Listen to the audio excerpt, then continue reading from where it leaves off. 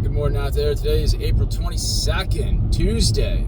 I'm Anthony. This is Drive Dive. So it's been a little while since I recorded. Had the week and a half off almost, something like that. So, I just, got busy doing other things and making some videos with my son, actually, recorded some Fortnite action and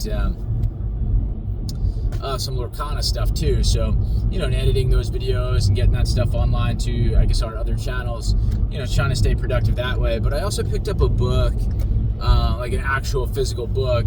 I really wish, I got to see if I can get it on audio, listen to it while I drive home. But it's called Scrolling Ourselves to Death. Now, I was drawn to the title because I really do despise technology in a lot of ways. I do find, obviously, some great tools available through technology, some efficiencies and great things to be found using technology. But then in so many ways, I don't know, it's just not great. Where, I don't know, it's interesting, it draws upon, I guess, a book called Amusing Ourselves to Death, which is a decades-old work, but I guess accurately captures perhaps, societal changes where we're so distractible, right? And the role of television, the role of screens is simply to gather an audience, right? To be shown commercials and sold. And so it's an interesting one where this author talks about, I guess, two great American novels, right? I don't even know. Are they American? Are they British writers? I don't even know. But 1984, right? And was it Brave New World? I hope I'm getting those two titles right. Brave New World, Brave New Order. I think it's Brave New World, right? Where Whole New World, Disney. Brave New World, where basically contrasting the two, 1984, people being controlled by fear, and then Brave New World, people being, I guess, controlled through, I don't know, like ignorance, right? And just being distracted and happy. And I forget the name of the drug that they're taking all the time. Those are two books I remember reading in high school, and so that's kind of bringing it to the forefront, talking about I guess which is the better descriptor of current society. And it's really Brave New World, where we're constantly distracted all the time. All of the media that's thrown at us, whether it's sports, whether it's Facebook, Twitter, social media, all that stuff. YouTube, counts as well, right? As social media, where we're distracted all the time, and I don't know. Sometimes we fail to really connect. It's interesting. Where just thinking before I hit the record button, talking with my brother-in-law a lot. Oftentimes he talks a lot about television, and I'll tell him, when I know I've seen something that's of interest to him. So lately it was the Captain America. It's called Brave New Order. Right, hence the confusion with the title of that book. I let him know I watched it. I bought it when it released on Amazon Prime. As opposed to waiting until it debuted on Disney Plus. He's maybe I'll watch it, but sometimes watching TV, consuming media, together in that way, yes, it can certainly be distracting, but it can be a way to connect and can give us opportunities to connect. Where I sat down with my father-in-law too over the weekend, and while we're watching hockey, really he's watching hockey, and he's the big hockey fan as a former youth coach and longtime Ranger fan, who, if you're not aware, unfortunately, didn't make the playoffs this year, and going through some coaching changes and all that fun stuff, right? But so I'm just kind of casually watching, and we get to talking, about some friends of the family, and then we're talking about some friend of the family who's going to be entering the Army, and then we start talking about our own sort of not brushes with military service, but I guess at times considering it, or at times knowing people and having family who had enlisted or who were enlisted over the years. And so there was that opportunity to connect, and so by contrast, with my brother-in-law, the conversation never really seems to go much further than that. It's not like a well, what do you like about it, and how does it make you feel, and you know what I mean. Like there would be, I would think, those opportunities to really connect, I think, and talk more about ourselves, but it seldom goes there, and I think that's what I miss in my life is that opportunity to really connect, and just talk with folks about, okay, great, you shared this really random story or headline, but like what does it really mean to you, and what do you envision it really meaning for us? Like, why did we bring that up in conversation now, and what do we get from it, and things of that nature. And maybe that's just I'm gonna knock myself, as I often do, but maybe it's my own concerns with being productive, and my own concerns about longing for connection and this sense of belonging. And I don't know, it's just not always there in this mindless consumption of media that I don't know, I feel surrounded by at times. As a high school teacher, kids are always on their phones. We do our best, right, to keep them off, but any opportunity they get, they're right back to it. And I think, I don't know, it's just interesting reading only the introduction of this book, Scrolling Ourselves to Death.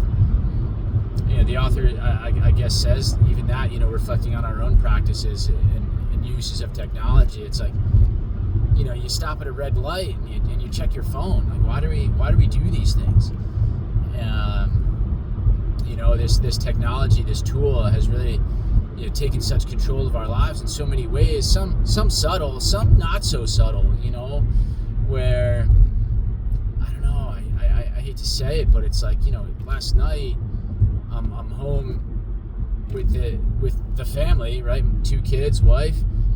My son asked us to play Fortnite, so we do that. My daughter wants yogurt, and then she wants a snack. So like, all right, we got to finish your yogurt, and then we'll go get a snack. So we end up in the basement getting that snack where we keep some of the chips and stuff. And my son's like, hey, to you and asking if the two of us, myself and my daughter, wanted to watch him play Fortnite. And so we did, but then of course, she wants to play, and we have a side-by-side workstation, so I get her on my computer and goofing around and stuff. But so I'm downstairs with the kids, and my wife's just upstairs on her phone. Like, granted, I don't know what she's doing with it, right? I mean, it could have been anything. It could have been, as I'm saying, mindless consumption of media, or it could maybe she's connecting, with a friend or something, or over work and being productive, or right, arguably right, productive, but not with the family, right? Like, not prioritizing us, right? Because there's so many. I said it to my kids. It's like, I don't know, right? When we rolled out this cell phone policy at the high school of like storing their phones in caddies in the front of the room, I let them know. I said, like, I agree with the policy wholeheartedly, because when it comes to technology, you can talk to anyone, anywhere, anytime about anything. And that being the case, like, yeah, dude, I get it. Like, why would you choose to talk to me now, here in this classroom, about math, of all things, right? Like, why would you choose those things? You have infinitely many other possibilities. Why would you choose this one? And the reality is, like, yeah, you wouldn't. You just wouldn't, right? I guess our ability to be so distracted and right, and it's so hard to see, right, as a high school student, the value of I don't know, high school math, I'll say, right? It's not always relevant. I'm gonna want to tape my mouth shut or put my foot in my mouth at some point, for saying things like this. But yeah, it's not always relevant. It's a struggle to, as a teacher, to make it relevant for kids, and to. It's like, okay, I can get you to be good at it. I can teach you to do these things and understand these things, and and get your A, right? Get the grade you feel you deserve. But at the end of the day, the relevance of it, the why are we doing this, and what does it matter for me in my future? it's really abstract, and it's just like, oh, it's great, it's under transcript, it's college applications, it's blah blah blah blah blah blah blah, all those academic things that we tell our kids, but they're like, yeah, but I want to do this or I want to do that, and I just, right, so making those connections and things is tough. And so with all of that and the infinitely many other possibilities that they could choose because they have this tool in their pocket, it's a struggle, and so it's tough. I hate to say it, but given all those choices, right, whether they're options that the jury would value or not value, it's my wife had the choice of spending time with the family or being on her phone, and whatever she was doing on her phone, that's a choice that she made. And so this book, Scrolling Ourselves to Death, it's like, our I don't know, that pull that technology has on us, I don't know, it can be terrible, is all I can say. And and maybe, right, is part of this for me, is this me being drawn to technology? Yeah, maybe. It helps me feel more productive, but and I keep trying to remind myself that I'm only doing this so that I can feel more productive. But then I do end up, several times throughout the day checking YouTube and YouTube Studio, right, and my analytics, and again, I need to keep reminding myself that that's really secondary. This is just about myself feeling more productive, is primary.